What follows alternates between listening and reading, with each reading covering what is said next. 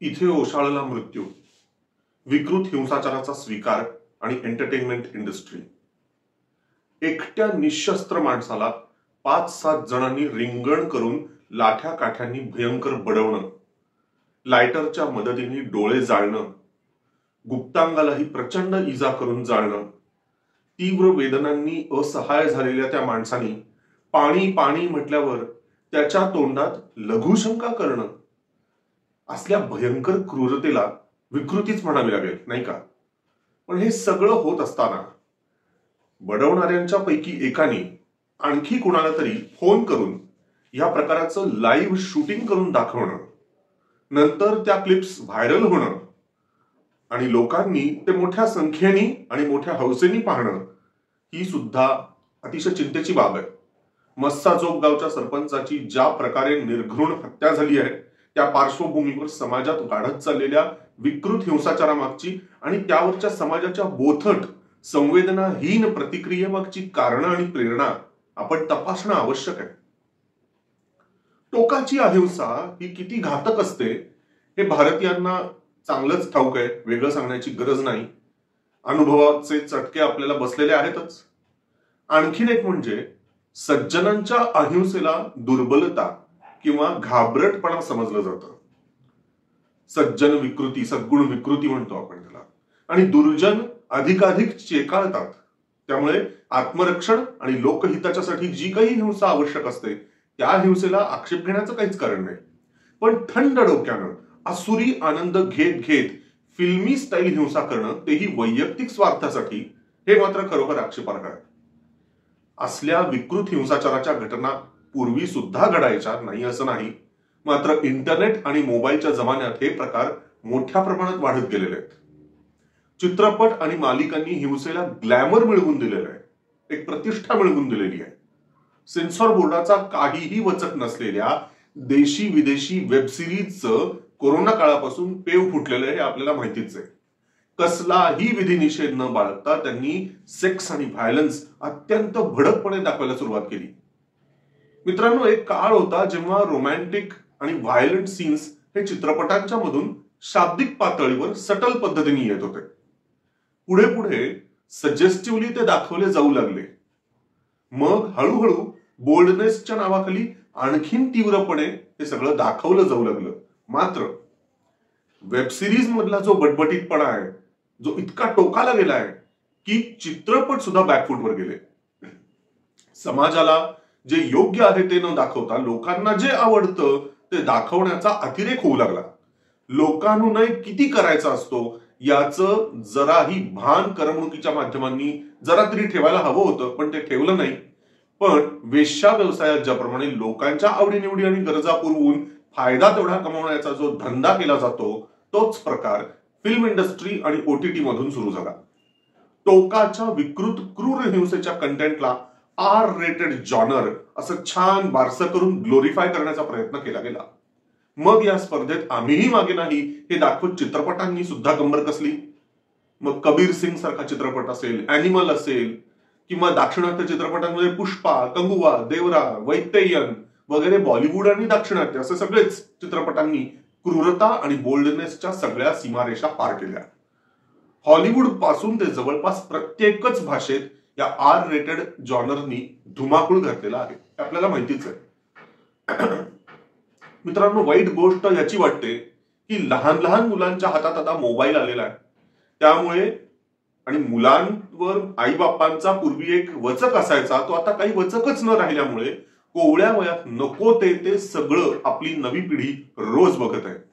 Metro शहरं, उपनगरं, छोटी शहरं, खेडी असा काहीच भेद इथे नाहीये. श्रीमंत, मध्यमवर्ग, गरीब हा सुद्धा भेद यात नाहीये. कारण अगदी ऊस तोडणी कामगारांची बारकी बारकी पोरं सुद्धा मोबाईल बघत बसतात, हे आम्ही स्वतः पाहिलेलं आहे. थोडक्यात काय तर ही समस्या सार्वत्रिक आहे. चित्रपट, मालिका, वेब सिरीज हे समाज प्रबोधनाचं साधन नसून आपल्या अवतीभोवती जे काही घडतं त्याचं ते केवळ प्रतिबिंब आहे. हे आपण काही क्षणांपुरतं पटत नसलं तरी एक वेळ गृहीत धरू. यातला जो कंटेंट आहे तो बघून लोकांना विकृत हिंसा आणि विकृत सेक्सचं प्रशिक्षण मिळतं हा दावा देखील सिद्ध करता येऊ शकत नाही. परंतु असला कंटेंट सातत्यानं उदात्तीकरण करून दाखवल्यामुळं समाजाची मानसिकता सावकाशपणे बदलली जाते हे मात्र निश्चित. पूर्वी एकेकाळी धक धक करने लगा किंवा चोली के पीछे क्या है अशा गाण्यांमधल्या शब्दांवरून सुद्धा, नुसत्या शब्दांवरून सुद्धा देशभर जोरदार टीका वगैरे झाली होती.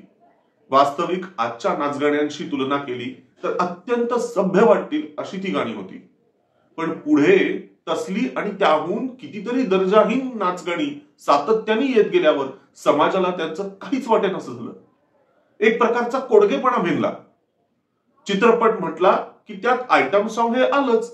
हे स्वाभाविक समीकरण बनलं. लोकांनी ते खपवून घेतलं, अंगवळणी पडलं. पूर्वी स्क्रीनवर जरा काही कुठे अश्लील दिसलं किंवा ऐकलं गेलं तर पालक हटकायचे, डोळ्यावर हात ठेवायचे, हाकलायचे, टीव्ही बंद करायचे. पण आता कोण कुणाला अडवणार आहे? आजकालच्या पालकांना पूर्णपणे माहिती असतं की आपलं कार्ट लई पोचलेलं आहे. कळत न कळत समाजावर या एंटरटेनमेंट इंडस्ट्रीचे संस्कार होत असतात. कोणी कितीही नाकारलं तरी ते संस्कार होत असतात लोकांवर, समाजावर, आणि त्यातून समाजाच्या आवडीनिवडी सेट केल्या जात असतात. हे अर्थातच झटपट होत नसतं. 10-10, 20-20, 30-30 वर्षाचं सबवर्जिव्ह टूलकिट असतं हे. बऱ्याचदा तर आपण या टूलकिटसाठी प्याद्यासारखे वापरून घेतले जातोय हे सुद्धा त्या इंडस्ट्रीत काम करणाऱ्या लोकांना माहीत नसतं, कारण त्यांचं सगळं लक्ष स्वतःच्या फळफळत्या करिअरवर असतं. सध्याच्या वेबसिरीज आणि चित्रपटांच्यामुळे विकृत हिंसेचं आणि क्रूरतेचं ग्लोरिफिकेशन आणि नॉर्मलायझेशन झालेलं आहे. ते समाजाच्या दृष्टीने अतिशय घातक आहे. पण त्याही पेक्षा चित्रपट आणि वेबसिरीजच्या आजकालच्या समीक्षकांची जी काही मतं आहेत ना, ती जास्त चिंताजनक आहेत. आर रेटेड कंटेंटचा समाजावर वाईट परिणाम होत असल्याबद्दल त्यावर अवाक्षर टीका करत नाहीत हे लोक. अशी टीका करायचं तर सोडूनच द्या. तसल्या चित्रपटांनी कमाई किती केली, त्यांचं रेटिंग किती त्यांनी मिळवलं, पारितोषिकं कोणती पटकावली आणि किती गर्दी खेचून घेतली, ह्याचीच तोंड फाटेस्तवर कौतिकं करत बसतात. संवेदना, सहवेदना, तळमळ, कळकळ यांचं काहीही भान आता या निर्माता दिग्दर्शकांकडे तर नव्हतंच, नाहीच. आता ते समीक्षकांच्याकडेही नाहीये, टीकाकारांकडेही नाही, आणि जनतेने तर निबर कोडगेपणाचा अवलंब केव्हाच सुरू केलेला आहे. त्यामुळे जनसमुदायाच्या डिक्शनरीत संवेदना, सहवेदना हे शब्द अपवादानेच आढळतात. एंटरटेनमेंट इंडस्ट्री जे काही दाखवतीये आणि जनसमुदाय जे काही पाहतोय आणि पचवतोय त्याबद्दल अधिकारवाणीनी खडसावून चार सुज्ञपणाचे, संवेदना जाग्या करण्याचे जे काही बोल ऐकवणारं इथे पोक्त व्यक्ती असं कुणी नाही असं वाटतंय. ऐकवणारं जसं कुणी नाही तसं ऐकून घेणारही कुणी नाही. तसा कुणी प्रयत्न जर कधी केला समजा तर त्यांची यथेच्छ टिंगल केली जाते. ते अल्फा बीटावालं अर्ध्या हळकुंडानं पिवळं झालेलं ज्ञानरूपी ट्रोलिंग कसं करावं याचं साक्षात प्रशिक्षण अॅनिमल सारख्या चित्रपटात तर आहेच.